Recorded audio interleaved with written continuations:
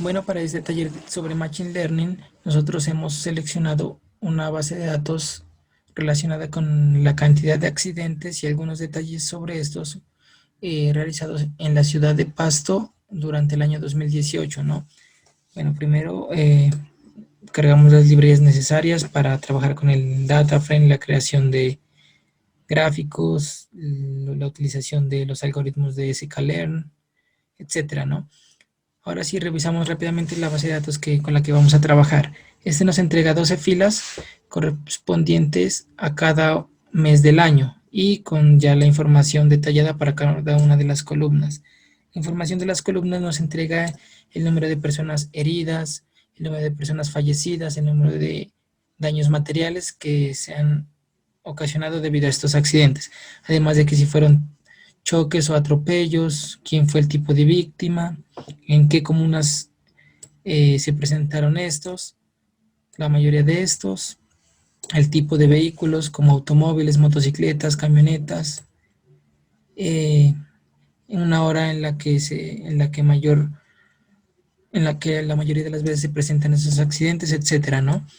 Ahora sí, vamos a realizar un análisis exploratorio y descriptivo del dataset. Primero que todo, miramos mediante los comandos de .info y .describe toda la información necesaria para poder trabajar correctamente con este dataset, ¿no? Aquí ya miramos que nos entrega 12 entradas, en total 28 columnas, ¿no? Todos valores correctos. Continuamos. En el .describe nos entrega lo que son la cantidad de datos para cada columna, su valor medio, la desviación estándar, su valor mínimo, valor máximo, los percentiles, etcétera. Por ejemplo, en la parte de oxisos podemos ver que el valor mínimo es 3, el máximo es 9, tiene un promedio de 5.75, etcétera. Y así pues para cada columna nos entrega una determinada información. Ahora, si realizamos un diagrama de correlación entre estos valores, podemos ver que por la cantidad de no muy grande de datos, es difícil a veces que estos diagramas nos indiquen cómo se correlacionan los datos entre sí, ¿no? De pronto pueden haber datos variables que sí se correlacionan más, pero dada la escasa cantidad de elementos, pues es muy difícil visualmente encontrar una relación directa, ¿no? Por ejemplo, en este caso, si tenemos en cuenta lo que es la cantidad de heridos, podemos ver que más o menos tiene un poco de relación con las víctimas como peatones. Entonces, si uno se coloca a analizar desde un punto de vista normal, sí tiene coherencia, ¿no? Esta relación.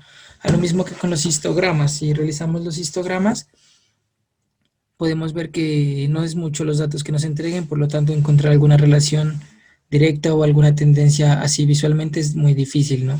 Si miramos nuevamente la parte de los oxisos, nos indica que, por ejemplo, 5 víctimas se presentaron 3 veces a lo largo de nuestra base de datos. 9 víctimas se presentó una vez, 8 víctimas dos, etcétera, ¿no? Pero nuevamente pues no podemos ver una tendencia clara dada la cantidad de datos muy limitada. Supongamos si quisiéramos tener una información más clara así visualmente, sería bueno trabajar con la base de datos no solamente de un año, sino de unos 10 años, así mes a mes, etcétera. Asimismo, para la función de scatter matrix, podemos ver que visualmente es difícil encontrar una relación, pues porque la cantidad de datos, como mencionamos anteriormente, es muy bajita, ¿no? Pero si tuviéramos más información, claramente observaríamos algunas variables que se relacionan entre sí y algún tipo de tendencia. Ahora mostramos algunas comparaciones entre variables. Por ejemplo, en esta gráfica vamos a comparar la cantidad de heridos, la cantidad de oxisos y la cantidad de daños materiales. Aquí rápidamente se observa que en la mayoría de los casos, en la mayoría de los meses, el número de heridos es lo que más se reporta frente a los accidentes. Y pues, como ya es sabido, el número de fallecidos siempre es mucho menor, ¿no? Y la cantidad de daños materiales siempre también es un poquito alta, dado que pues en todo tipo de accidentes pues siempre se encuentran involucrados lo que son vehículos automotores. Acá de vuelta comparamos si el accidente fue choque o atropello.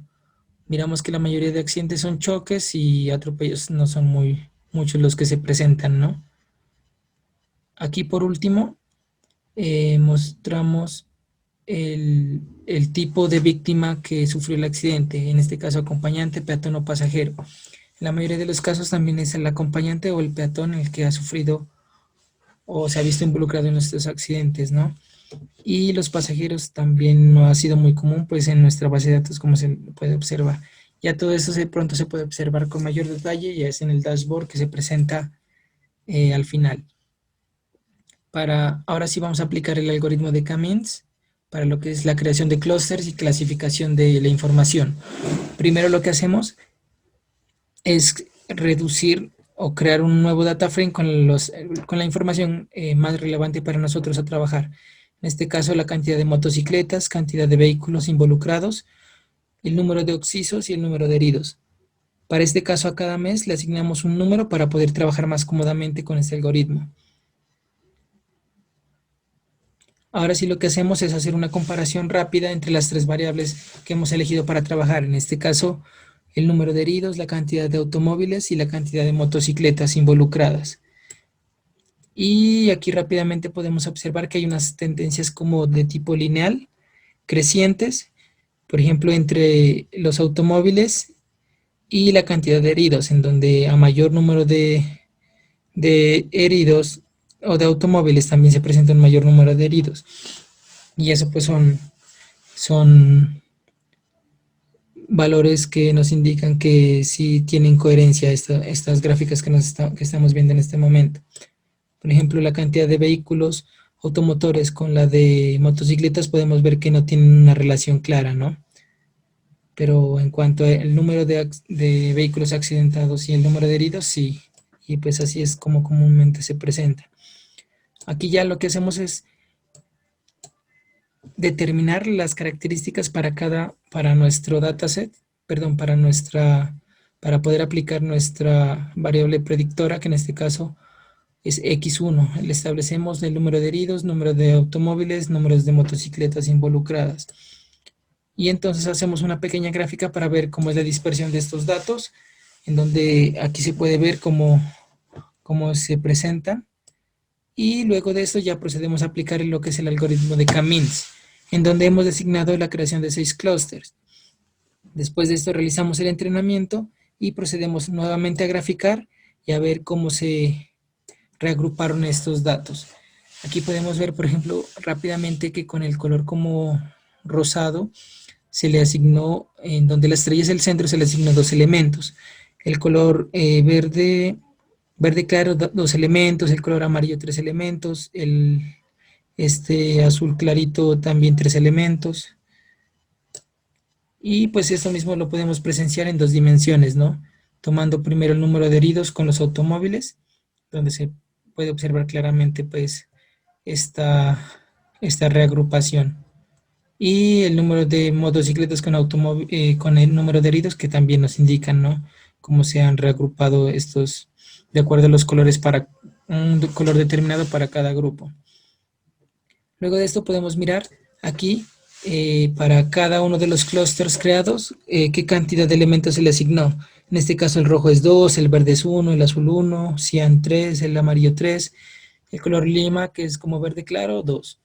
Pero si queremos saber de esos, por ejemplo, estos 2 elementos del grupo rojo, a qué representan, en nuestro caso, a qué meses representan, por ejemplo, vamos aquí a observar, como el rojo es el 0, establecemos este tipo de clúster y nos indica que los 2 elementos de este clúster es el mes de abril y el mes de mayo. Y así a cada uno de los clústeres podemos mirar la información que nos proporciona. Por ejemplo, el color lima, que es el 5, nos dice que tiene 2 clústeres, perdón, nos tiene 2 elementos y nos indica que es el mes de marzo y el mes de noviembre. Y ahora sí, con esto ya podemos proceder a realizar una pequeña predicción. En este hemos establecido una nueva variable como un mes nuevo y miramos a ver a qué grupo nos lo clasifica. Entonces, nosotros debemos establecer ahora nuestras variables como es el número de heridos, el número de accidentes de automóviles involucrados y el número de motocicletas. Le colocamos estos valores al azar, 72 heridos, 94 automóviles y 112 motocicletas involucradas y nos dice que esto, por estos datos nos lo clasificaría al grupo 1. Si nos regresamos a observar, el grupo 1 pertenece al color verde y entonces miramos a qué mes se aproximan los datos que nos dieron anteriormente. Nos dice que el mes de junio. Entonces, por ejemplo, esta información que acabamos de meter nos dice que nos la clasifica a este clúster que es el del color verde y ese corresponde a un solo elemento que es el del mes de junio. Ahora sí vamos a aplicar lo que es el algoritmo de Random Forest para hacer otro tipo de clasificación. En este caso establecemos rápidamente la variable predictora, que en este caso los elementos son el número de automóviles y el número de motocicletas. Y la variable dependiente, que en este caso le colocamos 2 como número de heridos y número de occisos. Hacemos rápidamente el entrenamiento y también vamos a ensayar con unos valores. Por ejemplo, para hacer la predicción, le colocamos que 117 automóviles se accidentaron y también se accidentaron 96 motocicletas o se vieron involucradas en estos. Y esto nos indica que si se presenta esto, nos clasifica en el grupo de que habrían 101 personas heridas y 5 personas fallecidas. Ahora, por ejemplo, cambiamos rápidamente estos valores a 88, como ya lo hemos probado en otras ocasiones, y el número de motocicletas 110.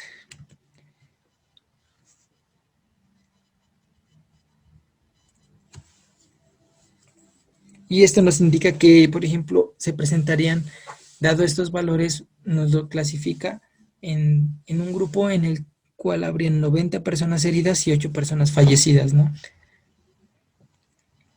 Asimismo hacemos con el Super Vector Machine, nada más que aquí no podemos colocar los dos elementos que queremos predecir simultáneamente, entonces los establecemos de manera independiente, haciendo dos clasificadores, dos entrenamientos para cada una de estas variables, y también le colocamos los mismos elementos que habíamos analizado en el Random Forest, y este algoritmo nos entrega que habrían 90 personas heridas y 5 personas fallecidas. Si le queremos cambiar a los últimos valores que habíamos tomado anteriormente, 88 y 110.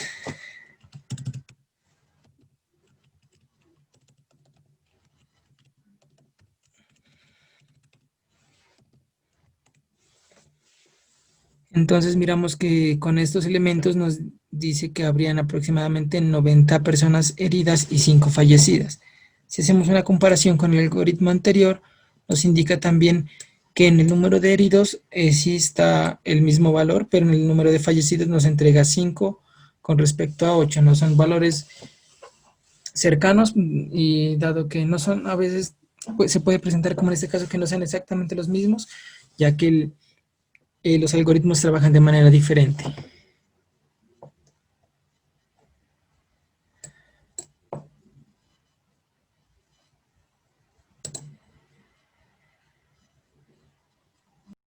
En la parte de regresión lineal de datos podemos calcularla de dos formas. Una usando las matrices, que es con esta fórmula. Aquí podemos ver los datos de entrada y estos son los datos de salida. Y aquí la matriz transpuesta de los datos de entrada. Entonces aquí usamos la función y obtenemos el peso sub 0, que sería el intercepto en este caso, y el peso 1, que sería el dato que acompaña a la variable de entrada.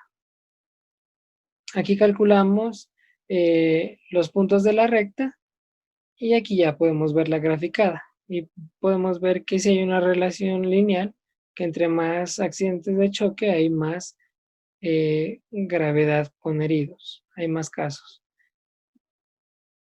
También podemos ver esta otra gráfica que nos dice que entre más accidentes de atropello hay más muertos. Sin embargo, los datos están muy dispersos y parece ser que no se ajusta tan bien el modelo. El segundo caso es usar la función linear regression. En este caso vamos a tomar como variable de entrada los accidentes de choque y la gravedad de daños será la variable de salida. Aquí entrenamos nuestra función, nuestra regresión lineal y podemos ver el coeficiente y el intercepto. Aquí tomamos estos valores 100, 125 y 150 y podemos decirle que de acuerdo a la regresión lineal que nos prediga qué valores nos dan de gravedad de daños según el número de accidentes de choque.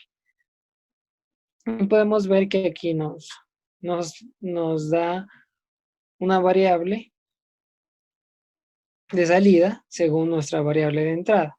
Estas son las relaciones respectivamente. De 100 sería 65 y 125, 72, 150, 80. Y aquí vemos que entre más accidentes de choque hay más gravedad de daños. Por otra parte, podemos ver que en el total de gravedad de heridos está relacionada con total de casos.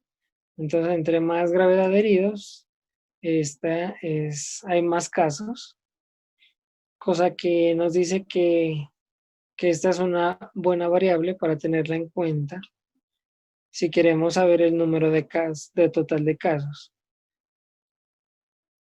También, si queremos ver la regresión lineal multivariable, que esta es una regresión que contiene varias variables independientes y una variable dependiente.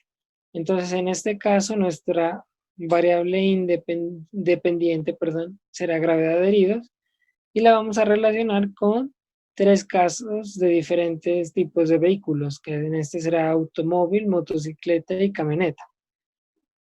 Creamos un nuevo data frame y en este caso lo relacionamos solo con una variable, que eso sería una regresión lineal simple, para ver que de esta forma también se puede hacer, pero la que nos interesa es este caso, en el cual nuestra variable dependiente la relacionaremos con las 3 tipos de automóvil, que en este caso es X, X1 y X2.